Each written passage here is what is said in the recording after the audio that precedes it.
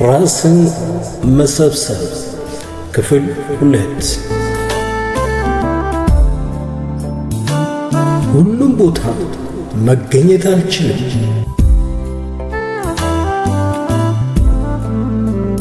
ሁሉም ቦታ መገኘት አልችልም ከሚለው አመለካከት የሚመነጨው ራስን መሰብሰብ ከዓላማዬ ውጪና ከአቅሜ በላይ በሆኑ ስፍራዎች ለመገኘት ከመሯሯጥ ነፃ መውጣት ማለት ነው። አንዳንድ ሰዎች በቀን ውስጥ የሚደርሱበት ስፍራ ተቆጥሮ አያልቅም።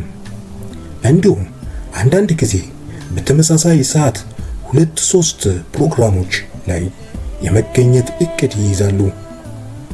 እንዲህ አይነት ሰዎች ምንም ነገር እንዲያመልጣቸው አይፈልጉም።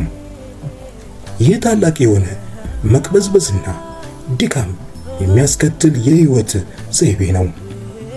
የስኬት ምንጭ ያለው የተቆረ የህይወት ዘይቤ ውስጥ ከመግባት እንደሆነ ማወቅ ግን ታላቅ ማስተዋል ነው።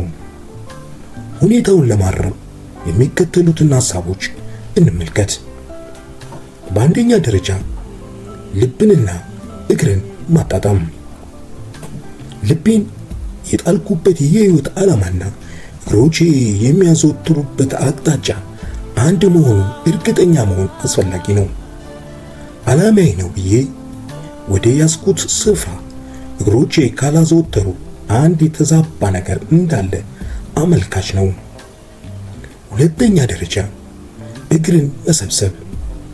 ለእኔም ሆነ ለሌላው ሰው ለምንም ጥቅም ከማይውል ወይም ጠንቅ ከሆነ ስፍራ እግሮችን መሰብሰብ አስፈላጊ ነው። አንዳንድ ጊዜ መለስ ብሎ የየዕለት እንቅስቃሴ መገምገም እጅግ ጠቃሚ ነው። ውሎን፣ ጓደኝነትንና ትኩረትን መፈተሽ ወደ እውነት ያመጣናል። ሶስተኛ ደረጃ ቅደም ተከተልን ማወቅ። አንዳንድ ጊዜ ጊዜያችንን የሚበሉ ነገሮች ጠቃሚ ሆነው ሳለ ነገር ግን ከዋናው ዓላማችን ቀጥሎ ሊተገበሩ የሚገባቸው ነገሮች ናቸው። ምንም እንኳ ለጥቅም ቢውሉም ለዓላማዬ ቅድሚያ እንዳልሰጥ ጊዜን የሚበሉ ሁኔታዎች ሊሆኑ ስለሚችሉ ዋናውን አስፈላጊውን ካከናወንኩ በኋላ ጊዜ ሊፈለግላቸው ያስፈልጋል።